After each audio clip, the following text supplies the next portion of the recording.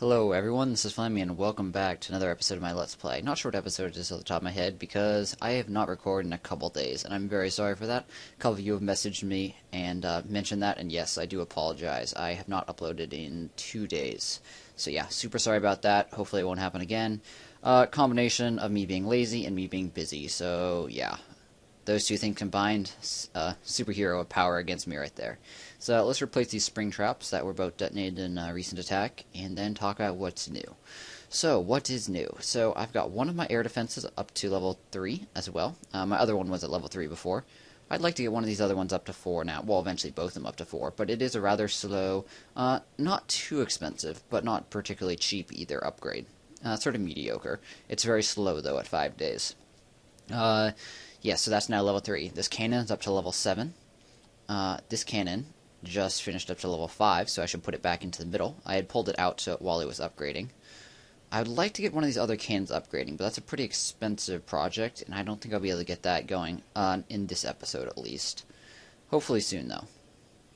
Actually, you know what? I'm going to pull the air defense out. I put the air defense in there because while there were only 2 mortars that were active, but you know what? I'm going to put it back to the 3 mortar positioning I had before. I just pulled the mortar out when it was upgrading, which is always a good plan, and thank you for the archers, always appreciated. Beyond that, I just finished up my level 4 barbarian upgrades, so we have a couple of research opportunities available. With the elixir that we currently have, which is nearly 1 million because we're nearly maxed, we have several options. Now, what are they? Giants and healer are both sort of top priority for me right now. Both of them I could seriously benefit from. Let's look at the stats for each of them. So healer will add plus 10 to its heal per second, as well as a bit to its hit points, which doesn't really matter that much, and also a bit to its training cost, which doesn't matter too much either. As for the giant, it will increase its damage, which is pretty important. It will increase its health, which is pretty important, and will increase its cost, which is sort of painful. Of these two, let's see, I think they're both 3 days, but let me check that. Yeah, they're both 3 days. You know, I'm going to have to go with the giant in this case. If we're going to fail, it's probably because our giants are dying too fast or not able to get to the defenses fast enough, whereas it's not going to be because the healer isn't quite healing enough or doesn't have quite enough health. The biggest thing I wish I could change about the giants is, I mean, if we lose because of the healer, it's probably because the healer went after the wrong one or the giant split up, and that's an AI thing rather than a pathfinding thing. Okay, so yes, I'm going to start this giant upgrade and burn about 3/4 of our elixir right there. Now that leaves us with 190,000 elixir, and what can we do with that? So that didn't take any workers, so we still got 2 workers free. The last one's working on a wizard tower, by the way. I don't think I've mentioned that. I managed to start this wizard tower upgrade somewhat recently. It is upgrading to level 4. And that'll put both of my wizard towers at level 4, which is pretty cool. Long, slow upgrade though, so yeah, it's been going for a while. And still has 2.5 days on it. So yes, I'm going to keep these workers. I'll use them to destroy some of these bushes around. Now, you might think that this doesn't really matter. Obviously it does give gems. But there is the fact that they grow faster if you have less of them, so that definitely helps. I do recommend at least getting rid of the easy ones, which are fast and cheap. Just, 1, get the gems, and 2, make sure more keep growing. So, always good advice right there.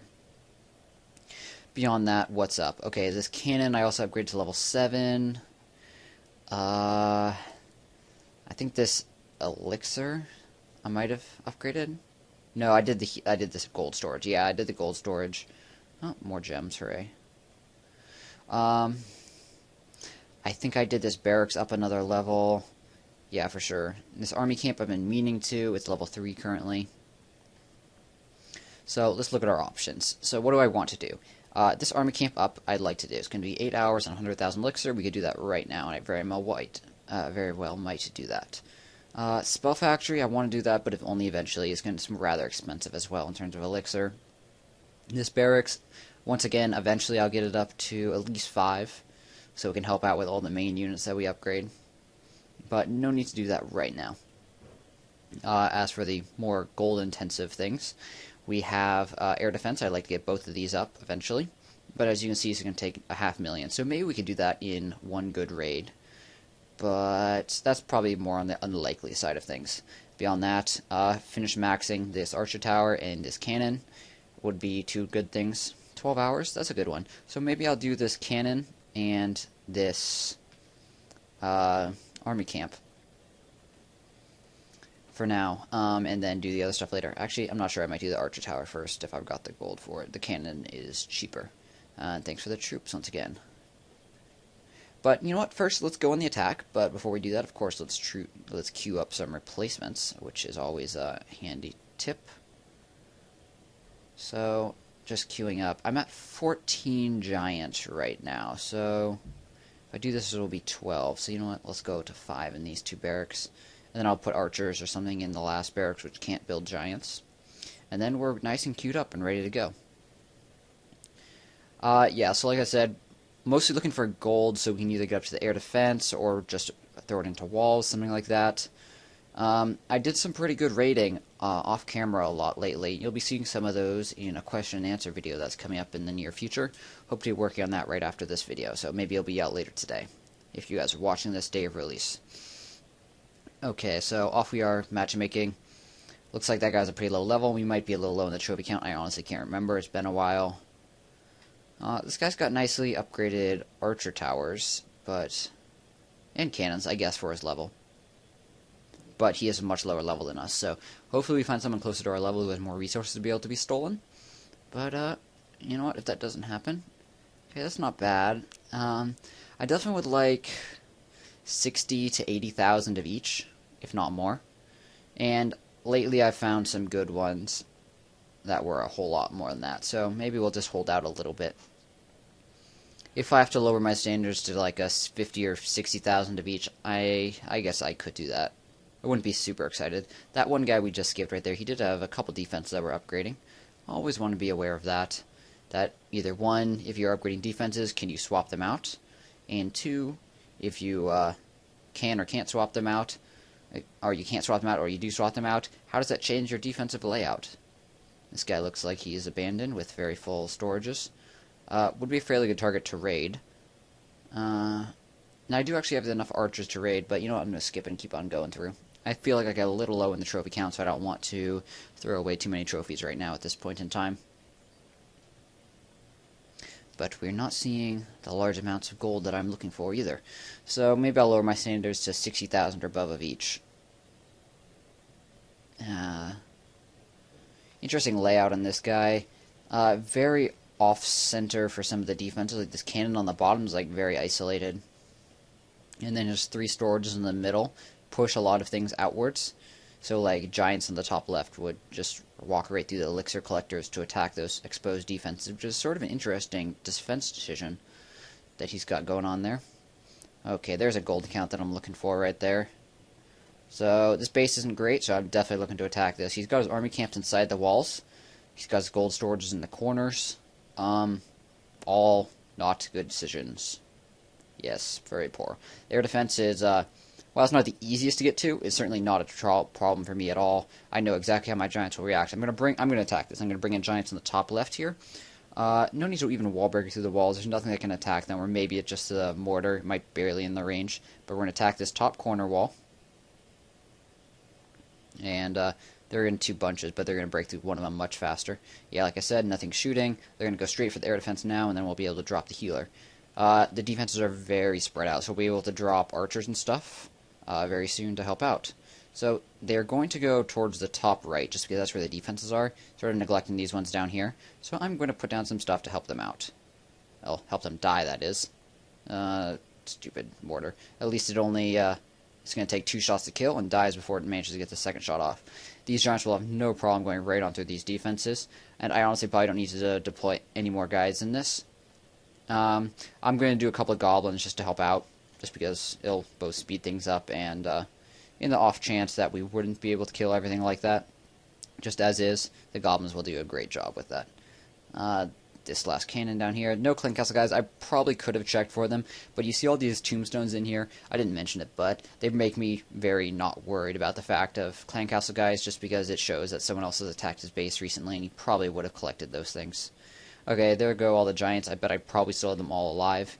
The thing that's going to kill your giants is if they're spread out.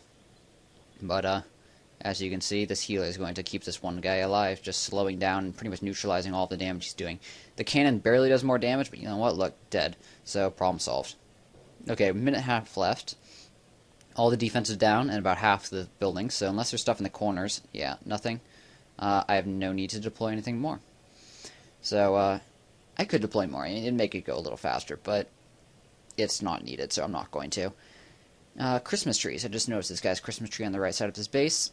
If you had not heard me mentioned in a previous video, Christmas trees are no longer spawning. As of the update last, I think it was about Wednesday or so. Part of that was, it was just a little patch. It wasn't a full update. You didn't have to download the game client again. But Christmas trees are no longer spawning as of that update, so just heads up on that. So I think I'm going to hold on to mine and not chop them down. They do give 50,000 gold when you chop them down. And for a cost of chopping them down for 25,000 gold, that's obviously a 25,000 gold profit. But I just sort of like, I think it'll be fun to have them in a couple months when it's summertime. Christmas trees in the summer, always sort of silly. But also, any new players, they won't have access to those Christmas trees, so rub it in their faces a little bit. But that was a good attack right there, and 116,000 gold, 48,000 elixir. We probably got a small profit on the elixir, but we pretty much only broke even. The main thing with that was the gold. Our army cost enough that, yeah, that probably was about even. But you know what, like I said, the constructions where I'm looking at doing aren't really elixir-intensive constructions, so this one is probably what I'm going to do, unless I can think of something much better in the next 10 minutes. So, yeah, I'll probably do that for 100,000 elixir, which leaves us with 115, which is more than I would ever need. So we do have clan castle guys filling in, you saw. Always good to keep that topped off. Let's look at some defenses lately, when people were attacking our base, and see how we did. Oh, before I go farther, though, I'm going to put this highest level mortar in the center. That's a very good thing to do. Just helps general defense out, as you might expect. And yes, okay, defenses, so let's go. Okay, so I've been attacked a lot lately. So like I said, it's been a while since I have shown any, so I'll just scroll down a ways. But in general, I've been very fortunate in the fact that lots of people have just attacked my town hall. Like, basically anything you see in here where they don't get more than, like, 50,000 resources means they don't even touch my storages. So that's great news. So that's lots of wins in here. So, like, this bottom one, 25,000 of gold and 20,000 elixir. That means they just touched my storages and collectors. And I'm fine with that. I mean, or not my storages, just my collectors and mines. If that's all I managed to do with a full-out, 80 infantry, 70 infantry, and 55 supply worth of giants, I'm fine with that sort of attack, defending in that way. Sure, technically 1 stars us for what is technically a defeat, but it protects our storages, and that's what my town hall outside the wall base is for. Okay, so let's look at some of these more recent ones. So this top one's this bottom one's gonna be somewhat interesting. It's a mass archer, all there is to it. But you can see from the resources stolen, they got pretty much nothing. So I'm guessing this attack came right after I was online, and I had just collected my resources from my storages. So I expect he'll do damage to the storages and get that resources from there. He'll get 1,000 of each from the town hall he's attacking right now. But then everything else would probably come from the mines and collectors, which is only about 500 resources of each. So clearly I was just online. Okay, so he's deployed, looks like about 10 archers for the town hall. And I'm curious why he chose to deploy way more. Okay, he's spreading them out. Maybe he thought he could pick those off for free on the top left there. Yeah, deploying more. He would. If I had deployed about 10 on the top left and saw that they were not going to be able to pick off the buildings for free, in fact, that the defense were going to shoot most of them down, I probably would not have continued attacking. Let me zoom in a little bit more here. As you can see, clan castle guys are active. He's deployed a couple guys to take them out, but honestly, I've got 15 archers in there. You don't want to deploy less like 15 archers to take them on. That means like both sides die like in an equal fight. Yeah, you want to deploy like 20 guys, and hopefully you're barbarians, because barbarians are much better against archers than just straight archers. He probably should have deployed at least 5 more archers there too. It would have been just much more efficient of an attack. As you can see though, guys on the top are all dead. Okay, he's spreading out a couple more in the top left and the top middle. Very interesting. He's just deploying really, really lightly. I think he's trying to just pick off enough to 1-star us, or I guess technically it'd be our 2nd star, just get to 50% damage. But but it's a really poorly cost-effective way to do it, because what you do is you activate all my defenses at once. So you just take damage from all over without having overwhelming force in any of those areas. So yeah, I can't say I'm a fan of this. So I'm going to have to give this guy a bad grade, especially if he doesn't manage to get up to the 50%, and he didn't. I think it ended up exactly 41 right there. And yeah, that's going to be a failure. Let's see. What sort of grade should we give him? That's going to be a bad one. Both in terms of trying to do it the second star. I mean, he already had 1 star if he's going for trophies. Just cost-effective wise, just like attack with 3 archers for the town hall and be done.